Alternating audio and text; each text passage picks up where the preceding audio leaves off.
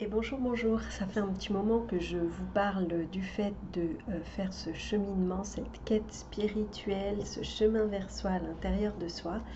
Et comme je vous ai dit, je vais vous proposer plein de petites clés pour pouvoir vous reconnecter à vous-même, à votre féminin, à votre masculin et surtout accéder à votre souveraineté.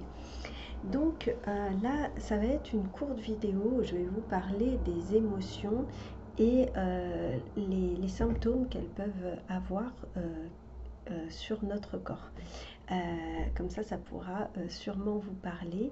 Euh, Comme je vous ai dit, l'idéal quand on a une émotion qui monte, une tristesse, une colère, peu importe, c'est de l'écouter pendant 5-10 minutes, pas plus, de prendre conscience de pourquoi elle est là et en fait de l'accepter, de l'accueillir et de l'accepter pour pouvoir passer à autre chose parce que justement sinon après vous allez avoir les symptômes que je vais vous décrire et ça peut créer dans le temps bien sûr des maladies qui vont être qui peuvent être bien sûr plus importantes.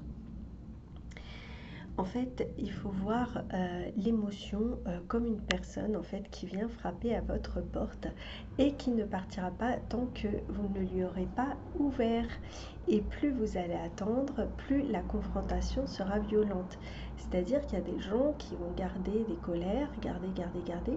Et puis c'est ce qu'on appelle la goutte d'eau qui fait déborder le vase. Il suffit qu'il y ait un événement et puis la personne va exploser, et même si c'est un petit événement et la personne en face va dire mais pourquoi tu t'énerves pour ça, alors qu'en fait c'est un cumul et qu'elle aura tout gardé à l'intérieur. Donc voilà. Alors, si tu n'écoutes pas ton insatisfaction, elle va te parler avec un mal de tête. Si tu n'écoutes pas ta colère, elle te parlera avec un mal de ventre. Si tu n'écoutes pas ta peur, elle te parlera avec de la constipation. Si tu n'écoutes pas ton envie de dire non, elle te parle avec des troubles de l'estomac. Si tu n'écoutes pas ta passion, elle te parle avec une infection. Si tu n'écoutes pas ta créativité et ton talent, il te parle avec l'augmentation du poids. Si tu n'écoutes pas ton affectivité, elle te parle avec de la dermatite. Si tu n'écoutes pas ta spiritualité, elle te parle avec le corps qui tombe malade.